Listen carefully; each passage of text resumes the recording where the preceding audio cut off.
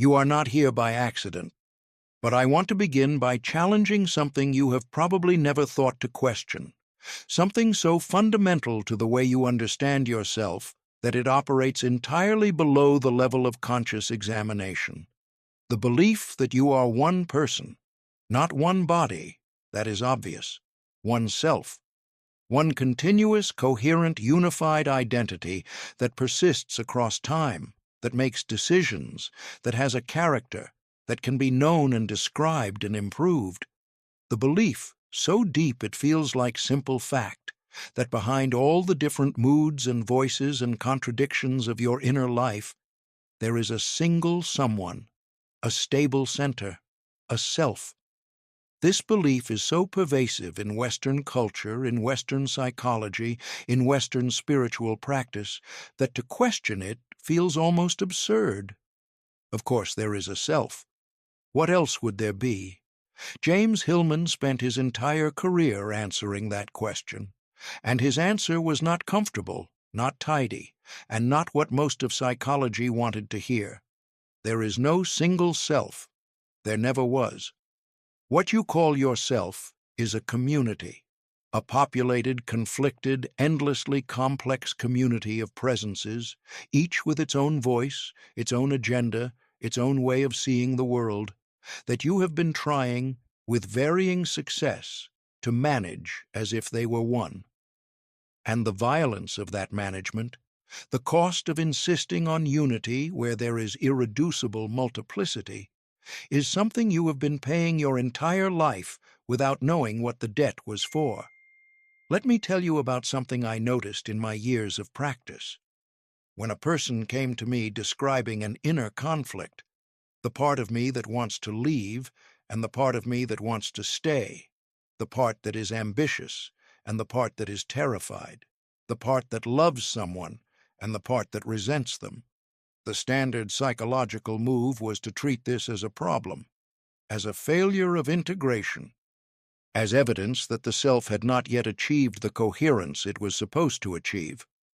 The task, in most therapeutic frameworks, was to resolve the conflict, to bring the opposing parts into dialogue, yes, but ultimately into alignment, to help the person arrive at a settled position, a clear direction, a unified sense of what they wanted and who they were.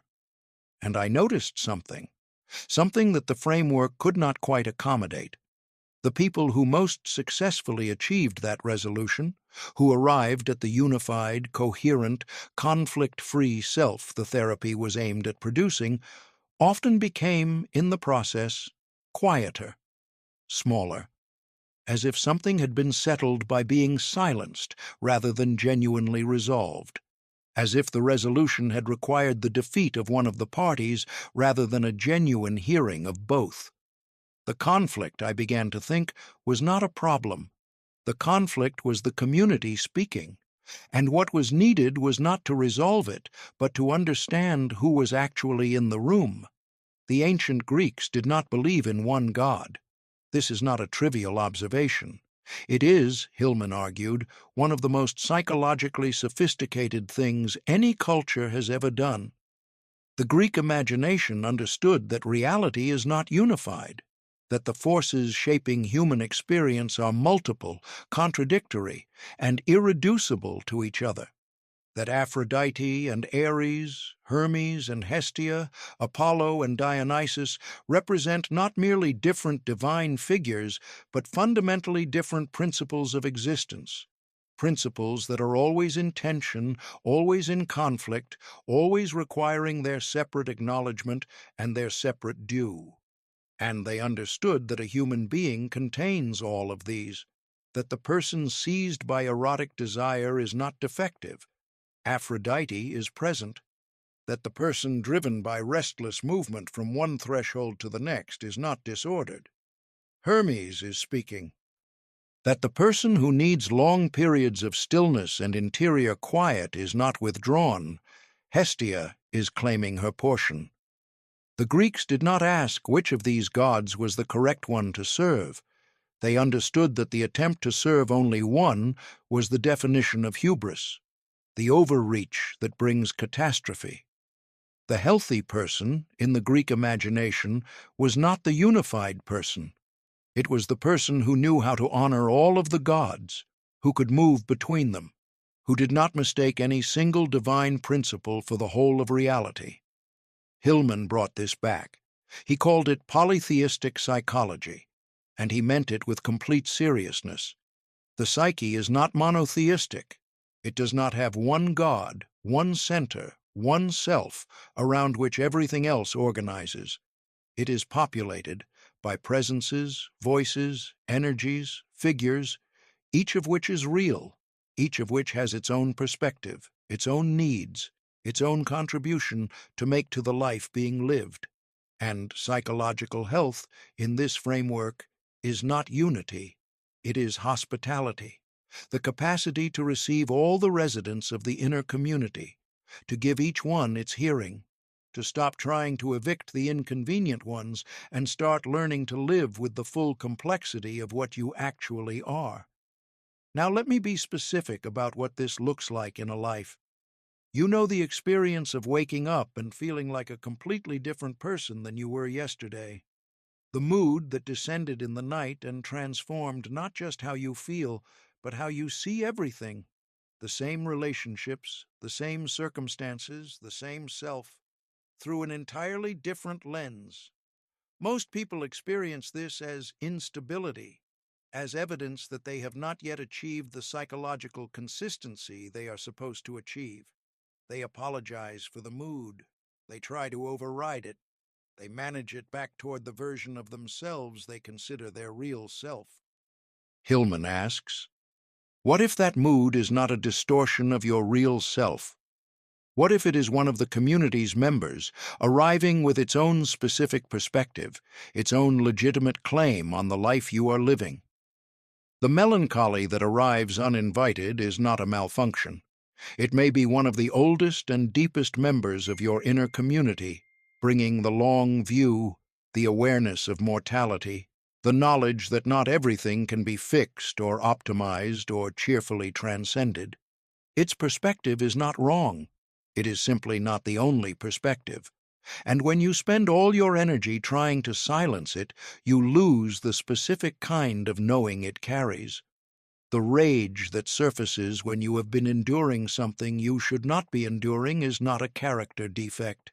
It is the community member who knows where the boundaries are, whose function is precisely to resist the intolerable, whose voice you most need to hear when you have been accommodating what you should not accommodate. And when you manage that voice into silence, in the name of emotional regulation and getting along, you lose the intelligence it was offering. The childlike part that wants to play, to be unserious, to drop the weight of adult responsibility for an afternoon, that is not a regression to be overcome.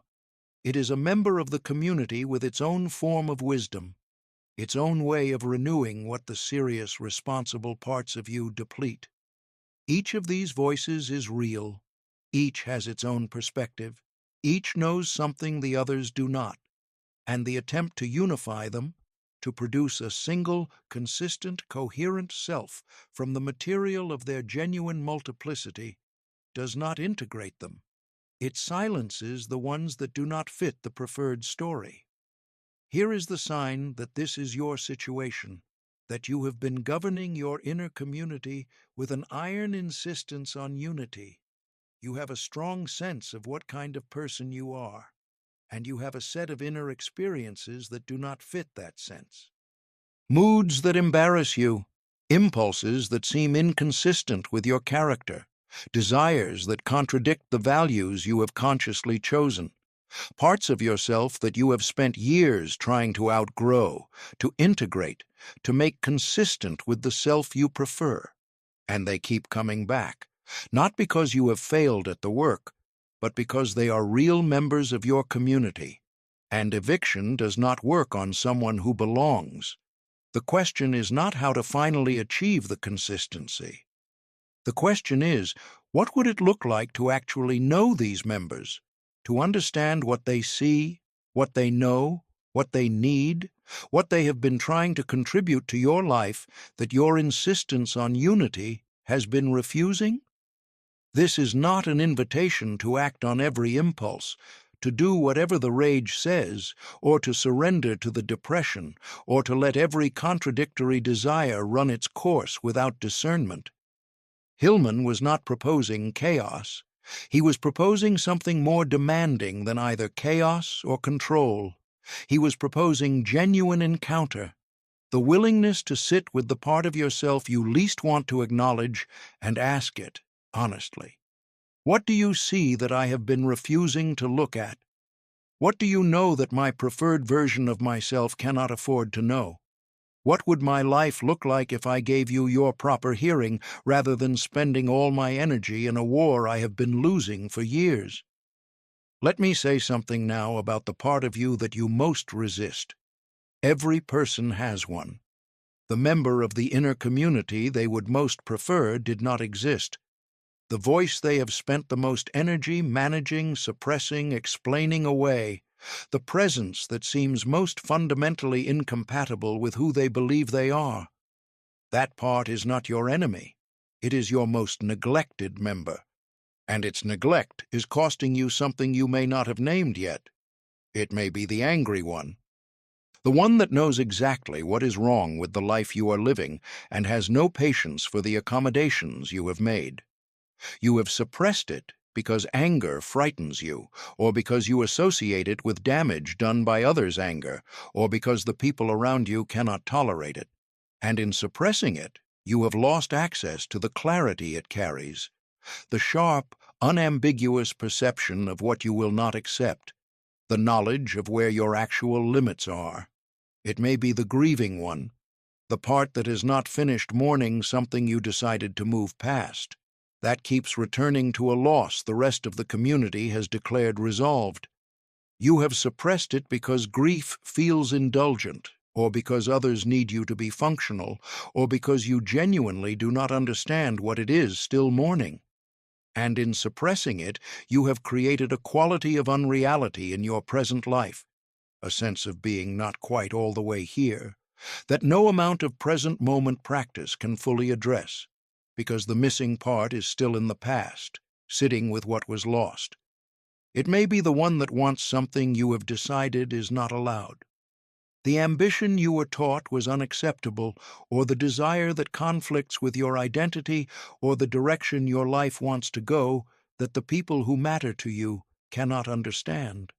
You have suppressed it because its desires are inconvenient, or because they would require too much change, or because you do not trust it. And in suppressing it, you have created the specific, persistent, sourceless longing that is the signature of a life that is not fully inhabited. Every one of these is a legitimate member of your community. Everyone has something to offer that the community cannot afford to lose. And the work, the real work, the work that Hillman called soul-making, is not to silence them, but to seat them properly, to give each one its place, to hear what it knows, to build, from the genuine multiplicity of what you actually are, a life that is large enough to contain it all. This will require something from you that is harder than any self-improvement practice. It will require that you stop insisting on being one person, that you develop the capacity to hold contradiction without resolving it, to contain voices that disagree with each other without forcing them into false agreement, to be, simultaneously, the person who wants to stay and the person who wants to leave, the person who loves and the person who resents, the person who is certain and the person who has no idea, not as a permanent state of confusion, as a sign of genuine psychological spaciousness, the capacity to be all of what you actually are rather than only what is convenient to be. And here is what you will find when you develop that capacity. The conflicts do not disappear, but they become more interesting, more generative, more like the conversations of a community that is genuinely trying to understand something together than like the warfare of opponents trying to eliminate each other. The community that has been at war inside you becomes, slowly and with great difficulty and occasional genuine beauty, a chorus, not a harmonious chorus. That is not how real communities work. A chorus with dissonance in it, with argument, with the kind of productive tension that produces something none of the individual voices could produce alone. That is the polytheistic soul. That is what Hillman spent his life pointing toward. Not unity, not coherence, not the singular, optimized, consistent self that modern culture and modern psychology have been promising you. Something far more complex and far more alive. Set aside 1 hour today, your sacred hour. Bring a blank page. Write at the top, who is in the room. List every voice you can hear in your inner life right now. Not the ones you approve of. All of them. The critical one, the frightened one. The one that wants something you have been refusing. The one that grieves. The one that is angry. The one that is secretly relieved by things you cannot admit to being relieved by. Give each one a line. Let each one say one true thing without being corrected by the others. Then sit with what you have written, not to resolve it, to recognize it, to see, perhaps for the first time, the actual community you have been living with. The community that has been trying, in its fractured and contested way, to make you into the person you were always supposed to be. Subscribe to this community, not for a single voice, a single teaching, a single map, for the companionship of others who are learning the same difficult art of living with their full complexity, who are discovering that the richest lives are not the most coherent ones. They are the ones large enough to contain what is actually there. You are not one person. You never were. And the life that becomes possible when you finally stop pretending otherwise is larger than anything the unified self could ever have imagined.